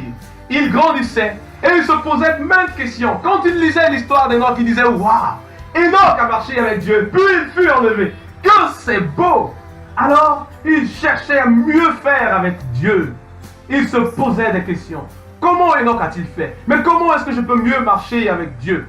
Il est arrivé à ce point. Dans le psaume 119, le verset 9, il dit « Comment le jeune homme rendra-t-il pur son sentier ?» Oh my God! Il répond à la question par inspiration du Seigneur. Il dit, c'est en se conduisant droitement, c'est en marchant selon la parole du Seigneur. Comment le jeune homme rendra-t-il pur son chemin? C'est en marchant fidèlement selon la parole du Seigneur, a dit David. Le psaume 119. Le verset 9. Deutéronome chapitre 30, le verset 11. Je veux vous faire remarquer quelque chose. Deutéronome chapitre 30, le verset 11. N'oubliez pas le thème, c'est marcher avec Dieu. Et vous devez marcher avec Dieu. Vous marchez avec Dieu pour être ses témoins. Vous devez être témoin du Seigneur dans votre famille. Témoin du Seigneur pour vous-même. Témoin du Seigneur pour votre milieu. Deutéronome chapitre 30, verset 11. La Bible dit, le commandement que je te prescris aujourd'hui n'est certainement pas au-dessus de tes forces, ni hors de ta portée. Dieu ne vous impose pas quelque chose que vous ne pouvez pas faire. Et d'ailleurs, je vais vous faire comprendre ce que les gens appellent même qu'il impose. Dieu ne vous impose pas quelque chose que vous ne pouvez pas faire. Et il dit, les commandements que je vous donne, la parole que je vous donne, n'est pas loin, au-delà de votre portée. Il n'est pas hors de votre portée. Vous pouvez vivre cette parole. Au verset 16, il dit, en effet, je te prescris aujourd'hui d'aimer l'Éternel ton Dieu, de marcher dans ses voies et de respecter ses commandements, ses prescriptions et ses règles afin de vivre et de te multiplier afin que l'Éternel ton Dieu te bénisse dans le pays dont tu vas entrer en possession. Dieu ne vous donne pas des commandements, des lois que lui-même ne peut pas faire et que vous-même vous ne pouvez pas faire. La preuve est que lorsque Dieu a dit à Abraham, donne-moi ton fils Isaac, ton fils que tu aimes tant, ton fils pour lequel tu as beaucoup financé, pour l'école et pour tout le reste, ainsi de suite, pars et sacrifie-le pour moi. Il avait déjà immolé son fils avant la fondation du monde. Et il devait le manifester. Il a immolé son fils Jésus-Christ. Il ne peut pas vous demander de faire quelque chose si lui-même, il n'est pas capable de faire. Et si vous-même, vous n'êtes pas capable de faire, Dieu ne tente personne, a dit la Bible. N'est-ce pas? Alors, les principes ou les lois de Dieu ne sont pas là en fait pour nous restreindre notre liberté. Là, j'aimerais vraiment que vous écoutiez ce point. Parce que là, c'est mon dernier cathare. Les principes de Dieu, les lois de Dieu, les commandements de Dieu, la parole de l'Éternel n'est pas là pour nous restreindre notre liberté. C'est faux. Dans l'épisode, dans Genèse chapitre 3, à l'épisode de la vente d'illusion à Adam et à Ève, par Satan, à travers le serpent. Qui se rappelle de l'histoire? Nous sommes dans Genèse 3. Il y a quelqu'un? Il y a eu une vente d'illusion qui a eu lieu dans Genèse chapitre 3. Vous me recevez? Très bien. Dans Genèse 3, il y a eu vente d'illusion. Je vais vous faire voir la chose. Le diable, le serpent vient voir Ève pour lui faire comprendre qu'elle n'était pas complètement libre. Parce qu'il vient pour lui dire, mais Dieu a-t-il réellement dit de ne pas manger de tous ces fruits qui sont dans le jardin? Mais suivez un peu la suite de l'exhortation du serpent. Le but, c'était de faire comprendre à la femme, à Adam et à Ève, surtout premièrement à Ève, que la véritable liberté consistait à faire tout ce qu'elle voulait. C'était une vente d'illusion. Nous étions au marché où l'illusion était vendue par le diable au travers du serpent. Si vous arrivez au point à croire que votre véritable liberté consiste à faire tout ce que vous voulez, ne vous en faites pas. Vous êtes à la vente aux enchères, là-bas, à la foire du diable. Il vous vend son illusion. C'est faux. Dieu nous apprend que la vraie liberté provient de l'obéissance à ses instructions. Et même, cette liberté vient du fait de savoir ce qu'il ne faut pas faire. En fait, les restrictions de Dieu, les restrictions qu'il nous impose, les lois qu'il nous impose, la parole qu'il nous donne de vivre, ces choses-là ne sont pas là pour nous restreindre notre liberté. Ces choses-là sont là pour notre bien et nous aider à éviter le mal. Croyez-moi, ces choses-là sont là pour nous aider à éviter le mal. Je vais vous donner des exemples. Je crois que ça va vous aider. Vous allez un peu vous allez un peu comprendre.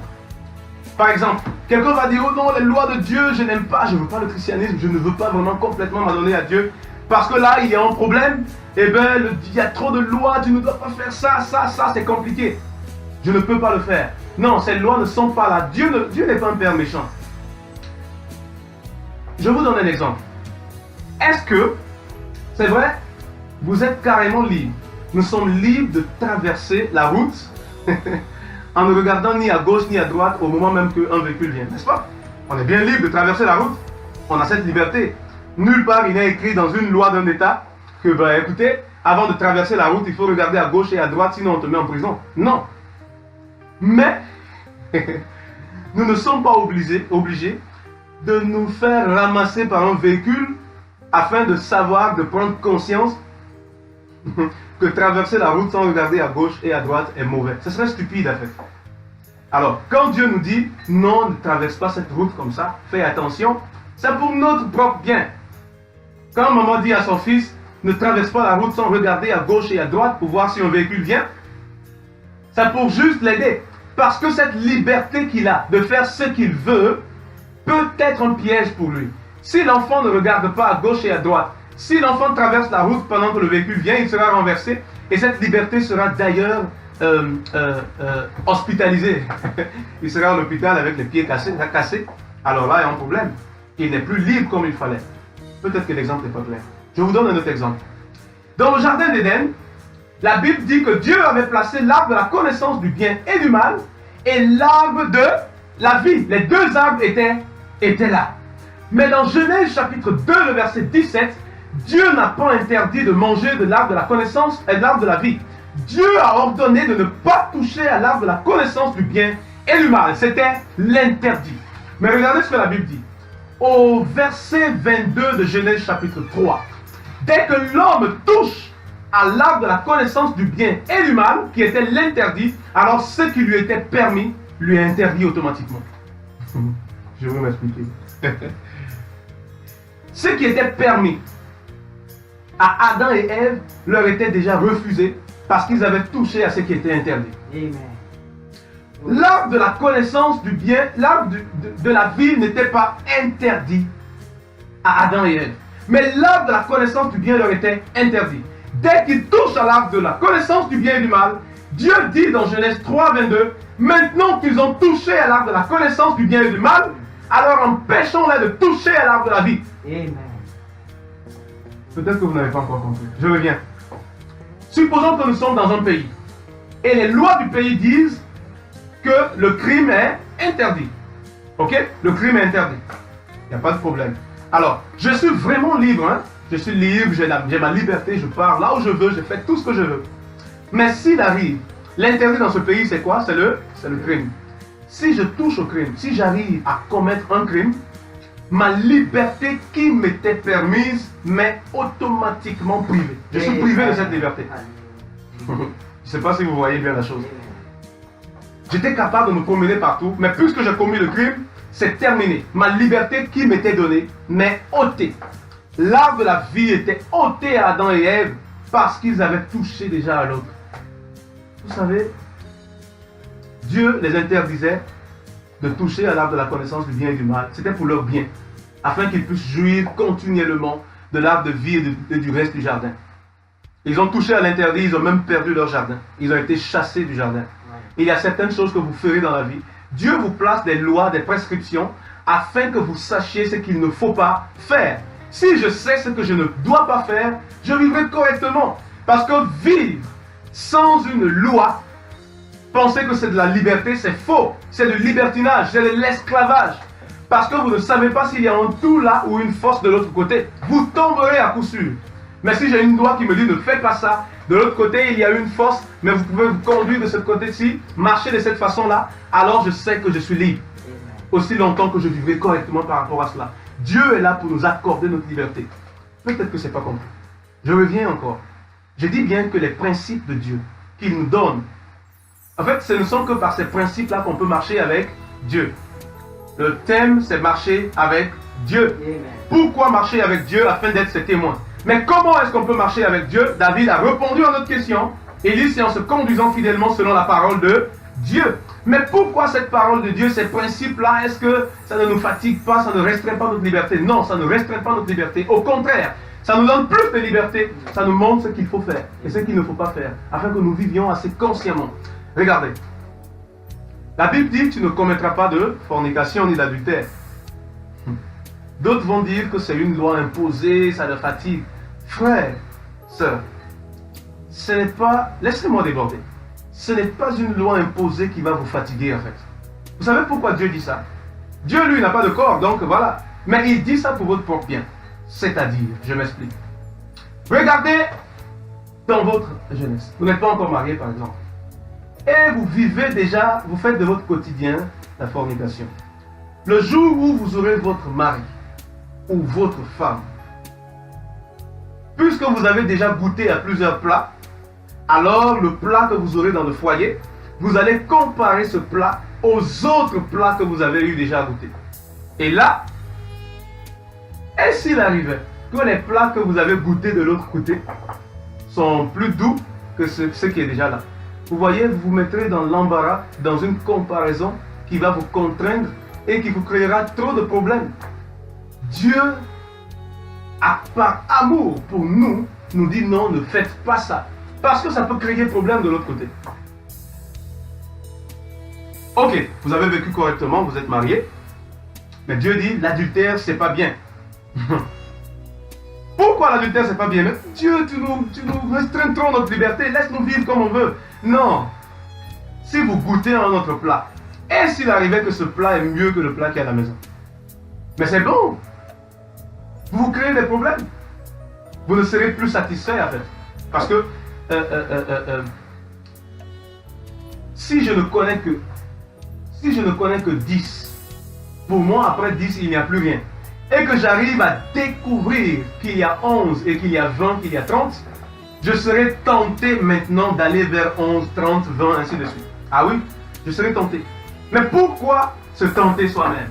Dieu, pour nous empêcher de nous tenter nous-mêmes, par exemple dans le mariage et tout ça, il nous dit non, la fornication c'est pas bon, l'adultère c'est pas bon, c'est pour notre propre bien.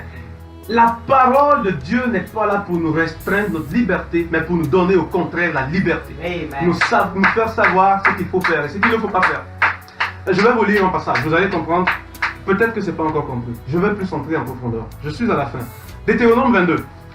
Je vais lire ce passage qui m'a toujours fait rire quand je lis. Deutéronome 22, le verset 9 au verset 11, au verset 12. La Bible dit, regardez, hein, suivez très bien.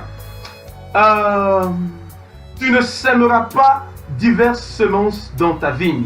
Sinon, tu devras consacrer aussi bien le produit de tes semailles que celui de la vigne. Regardez ce commandement.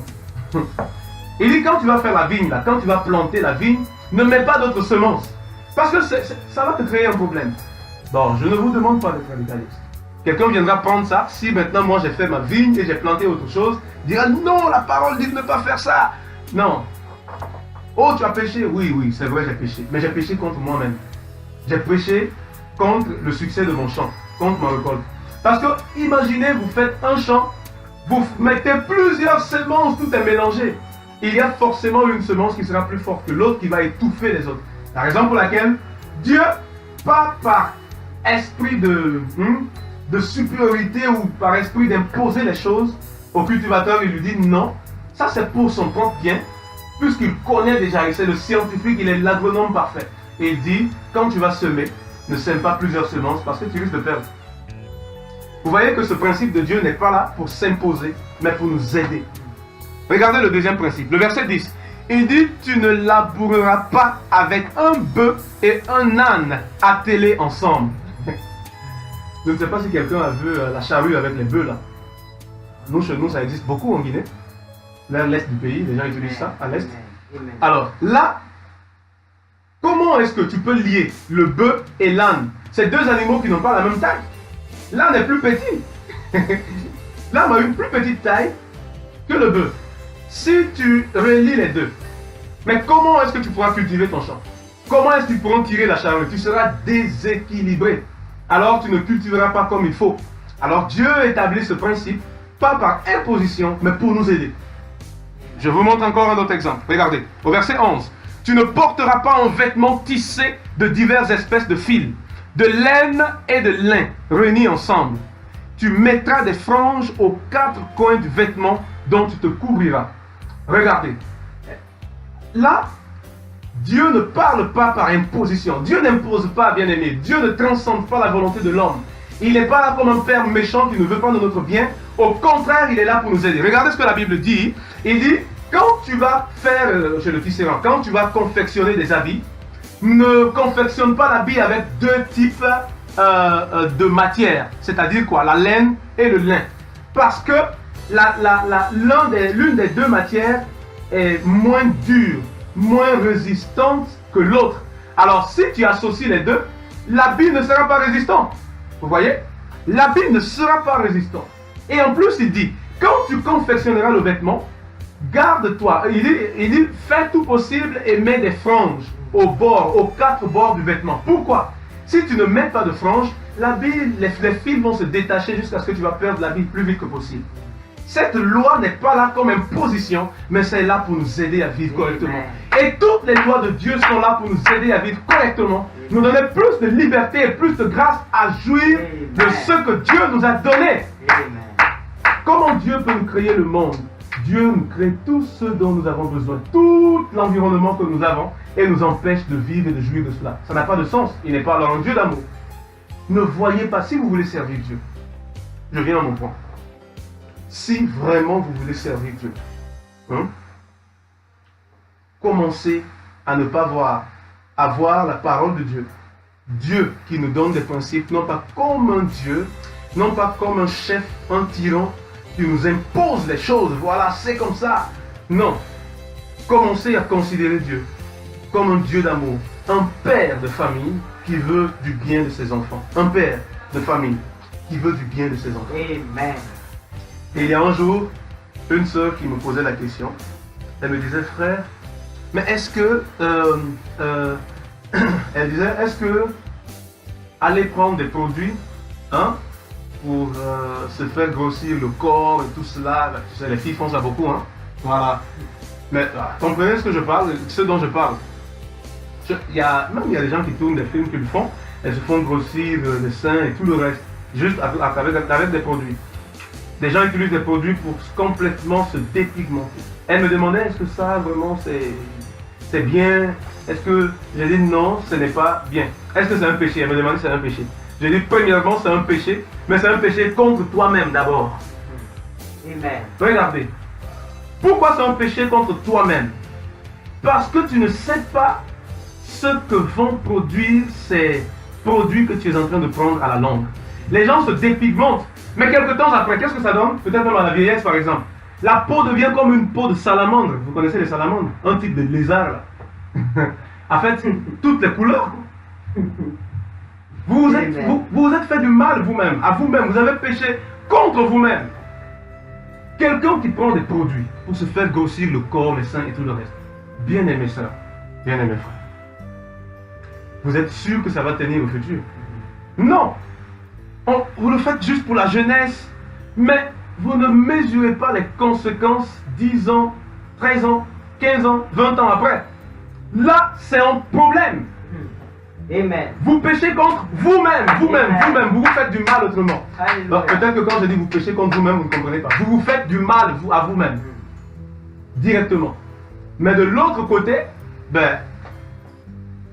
si vous détruisez le corps que Dieu vous a donné, dans l'autre là, dans 1 Corinthiens chapitre 3 verset 17, la Bible dit, ne savez-vous pas que vous êtes le temple du Seigneur? Or, celui qui détruira le temple de Dieu l'Éternel le détruira aussi. Comment l'Éternel va détruire? Vous êtes un esprit dans un corps. Et nous sommes comme l'autre là. Des pièces. Dieu dans son coin là-bas, dans son magasin, il a toutes les pièces. Des pneus, donc des pieds, des mains. Tout ce qu'on appelle le corps. Le poumon. Les gens fument la cigarette pour se détruire leur intérieur. Et après. Alors, si tu détruis ton intérieur déjà, détruis ton poumon par la cigarette par exemple, ou je ne sais pas par quoi d'autre, le véhicule va s'abîmer vite.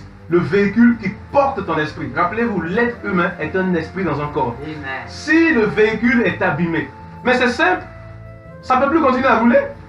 Alors Dieu va reprendre la chose. Autrement, on vous gare au garage du parcours terrestre. C'est facile, non? Alors vous quittez la terre. C'est dans ce sens d'ailleurs même que Dieu détruit celui qui détruit son temple. Il vous a donné un temple. Et il veut vivre par ça pour se montrer à l'humanité. Mais vous passez plus vite et vous empêchez à ces pièces, à ce corps, à ce véhicule que vous avez de détruire cela. Et bien voilà, il y a un problème. Il y a un problème.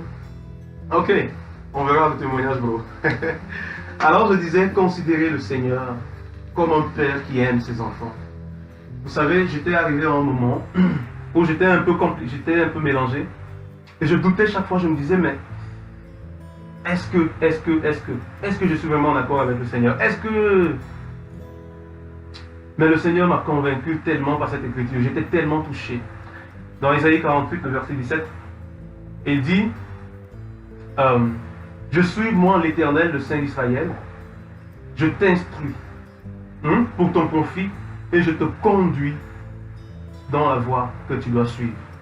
L'instruction de Dieu, la parole de Dieu, c'est pour te conduire dans la voie correcte que tu dois suivre, pour ton propre bien. Alléluia. Considère ainsi des promesses, des paroles de Dieu, des prescriptions de Dieu comme des choses qui sont là pour t'aider, et non des lois. Aussi longtemps que vous allez considérer cela comme des lois au-dessus de vous, vous ne pourrez pas vivre le Seigneur par amour. Croyez-moi. Vous empêcherez l'œuvre du Saint-Esprit. Et deuxièmement, si vous voulez marcher avec Dieu, faites comme Abraham. Soyez fous, soyez folles, soyez audacieuses, tremblez, mais osez. Osez. Regardez, rien que par une vision. Dieu se révèle à Abraham, qui ne connaissait même pas encore ce Dieu avant, là-bas à Our en Chaldée, et lui dit, pars dans un endroit où moi, je vais te donner. Mais il n'y a aucune assurance dans la chose. Mais je ne te connais pas, toi, Dieu. Mais Abraham décide, par folie, c'est une folie. Il déplace toute sa famille, tous ses biens. Vous savez, dans l'histoire, en Mésopotamie, là-bas, en Chaldée, à Our, c'était une grande ville. L'archéologie a prouvé que c'était une ville où la civilisation était fleurissante. Il y avait de l'argent à cette époque. C'était une des grandes villes à l'époque. Et Abraham devait quitter cette vie de luxe pour aller dans un endroit qu'il ne savait pas et un Dieu qu'il ne connaît pas. Juste par une vision, c'est une folie qui peut le faire. Amen. La foi, un autre nom de la foi, c'est une folie divine. Amen. Il vous faut avoir cette folie. Poussez de l'avant. Amen. Allez-y, ne vous arrêtez pas. Amen. Si vous voulez marcher avec Dieu, alors soyez fous. Les gens dehors vont vous considérer comme fous, comme folles. Mais vous avancerez, vous arriverez à Canaan. Parfaitement, vous vous installerez à Canaan. Oui, faites comme Abraham. Il y a ce mot d'Abraham qui m'a fait bouger le cœur. Il est parti à Guérar, chez Abimelech, et il dit à Abimelech, dans l'un de ses passages, dans Genèse chapitre 29, vers le verset 13, il dit, lorsque l'Éternel m'a fait errer loin de ma famille. L'Éternel l'a fait errer loin de sa famille, loin de son environnement, loin de ce qu'il pouvait faire, loin de ses capacités. Et l'a amené ailleurs pour qu'il puisse le servir. Il fallait une folie. Et sa folie, sa foi, a permis que l'humanité tout entière soit bénie aujourd'hui. Amen. Votre foi, votre folie à marcher avec Dieu pourra faire que vous soyez bénis, que votre famille soit bénie. Vous savez, l'eau ne peut pas passer par un robinet sans que ça ne touche le robinet. Non, quand même. Vous allez quand même goûter à cette bénédiction. Amen. Vous devenez un canal par lequel Dieu doit bénir le monde. Dieu va parler par le monde. C'est glorieux, c'est merveilleux. Yes. Acceptez de marcher avec Dieu. Amen. Et cessez de considérer sa parole comme des lois imposées au-dessus de vous, mais comme des principes qui vous aident à mieux vivre et à mieux comprendre l'humanité. Dieu est le plus grand scientifique. Et enfin, j'aimerais vous exhorter par deux versets que je ne vais même pas expliquer. Je vais vous lire rapidement. Galates, je lis même juste le seul verset. Galates chapitre 5, le verset 1. Regardez ce que Paul dit. Galates chapitre 5, le verset 1. Il dit, c'est pour la liberté que Christ nous a affranchis. Tenez donc ferme dans cette liberté et ne vous placez pas de nouveau sous la contrainte d'un esclave. Ou, dans d'autres versions, sous un nouveau joug. Et regardez, à la suite du verset, le verset 13, il ajoute, frères et sœurs, c'est à la liberté que vous avez été appelés. Autrement, vous êtes libres de faire ce que vous voulez. Hein? Mais, seulement, il continue, ne faites pas de cette liberté un prétexte pour suivre les désirs de votre nature propre. Au contraire, soyez par amour serviteurs les uns des autres. Alors vous serez ainsi des serviteurs et des servantes de Dieu. Voulez-vous marcher avec Dieu? Sachez comment marcher avec Dieu. Sachez que Dieu veut que vous marchiez avec lui, comme Enoch l'a fait, pour être son témoin spécifique. Et deuxièmement, comment est-ce que vous allez marcher? C'est en vous conduisant selon la parole du Seigneur. Mais comment vous pouvez le faire? C'est vrai, c'est par l'aide du Seigneur, mais il vous faut arriver à comprendre que ces paroles, ces principes du Seigneur ne sont pas les lois d'un gourou, d'un tyran au-dessus de vous, mais d'un Dieu d'amour, un Père céleste qui veut vous aider à ne pas toucher au fil électrique pour ne pas vous faire électrocuter. Marchez avec Dieu. Sachez que vous êtes libre. Agissez comme le Seigneur vous conduit de le faire. Ne vous laissez pas au-dessus d'un joug comme me fais pas, c'est ceci. Vous savez, je n'aime pas trop ça. Je n'aime pas trop ça. Et parfois à cause de ça, on pense que je suis laxiste ou que je suis récalcitrant. Mais je n'aime pas faire des principes. Quoi. On dit non, ne fais pas ça. Non, non, frère. Si la racine, le fondement de la chose est réglé, si seulement vous pouvez avoir Christ en vous et le laisser non pas être un Seigneur, une pierre, mais être une montagne en vous, le Seigneur en vous et non le Sauveur, je vous assure, on n'a pas besoin de vous implanter des principes. Oh non, fais ça ou cela. Non, ne vous en faites pas. Tout va changer au fur et à mesure que vous vivrez avec lui. C'est pourquoi je dis je n'aime pas trop de petits principes, on risque de revenir sous la loi. Regardez ce que Paul dit dans Colossiens, chapitre 2, verset 20, jusqu'au verset 22. Il dit, si vous êtes morts avec Christ aux principes élémentaires qui régissent le monde, pourquoi, comme si vous viviez dans le monde, vous soumettez-vous à toutes ces règles? Ne prends pas, regardez ces règles-là, ne prends pas, ne goûte pas, ne touche pas, ne fais pas ceci. Elles ne concernent que des choses destinées à disparaître dès qu'on en fait usage. Il s'agit là bien de commandements et d'enseignements humains. Dans d'autres versions, de commandements et de doctrines humaines. Laissez-vous conduire par l'Esprit. Croyez le Seigneur Jésus. Abandonnez-vous à lui. Vous verrez que le reste va venir. Ce dont vous avez besoin, c'est le Christ en vous. Ce dont vous avez besoin, si vous avez le Christ, c'est qu'il devienne Seigneur et non Sauveur. Il faut qu'il soit la montagne et non la pierre qui descend. Croyez-moi. Et vous vivrez avec force. Et à la fin de votre chemin, il y a ce verset que j'aime beaucoup. J'ai l'assurance de mon salut par la présence du Seigneur Jésus. Son sang m'a lavé, m'a racheté. Son Esprit Saint m'a régénéré. Regardez, dans Apocalypse chapitre 14, verset 13, j'aime ce verset. Quand je lisais, je suis tombé un jour là-dessus, j'ai dit waouh, mais comment est-ce que je n'ai pas vu ça depuis longtemps? Puis j'entendis du ciel une voix qui disait, écris, heureux les morts qui meurent dans le Seigneur. Amen. Et ce dès maintenant. Oui, dit l'Esprit. Ainsi, ils se reposent de leurs travaux, mais leurs œuvres les suivent. Oh my God! Si vous marchez avec Dieu, vous serez un instrument dans les mains du Seigneur. Et vous allez travailler pour le Seigneur. Et à la fin de la course, lorsque le parcours terrestre sera terminé, lorsque la barque viendra pour vous transporter au-delà de la rivière, croyez-moi, la Bible dit, heureux serez-vous, mourant dans le Seigneur. Vos œuvres vous suivront. Et vous vous reposerez. On dit souvent, repose en paix, repose en paix. Il n'y a de véritable repos que pour celui qui a accepté et commencé ce repos ici sur terre. Amen. Hallelujah. Absolument. Si vous voulez vous reposer après, reposez-vous, commencez déjà ce repos. Amen. Reposez-vous de vos propres œuvres. Chargez-vous des œuvres du Seigneur. Il dit, prenez mon joug, venez à la croix, déchargez-vous de vous, prenez mon joug et œuvrez ainsi. Ainsi à la fin, vous vous reposerez et les œuvres du Seigneur vous suivront, alors que vos noms seront plaqués à ces œuvres. Vous reposerez en paix. Il n'y a de repos que pour celui qui a travaillé. Mais si vous n'avez pas travaillé, vous voulez vous reposer comment? Par quel moyen? Quelqu'un, non, dites-moi, soyons quand même clairs, je finis là. Si vous n'avez pas travaillé, comment vous pouvez dire que vous vous reposez? Ça n'a pas de sens.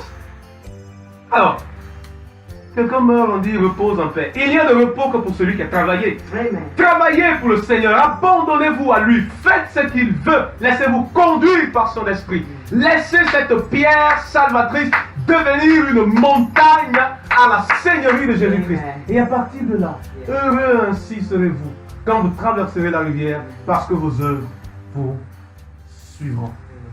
Que l'honneur soit rendu à Jésus-Christ. Amen.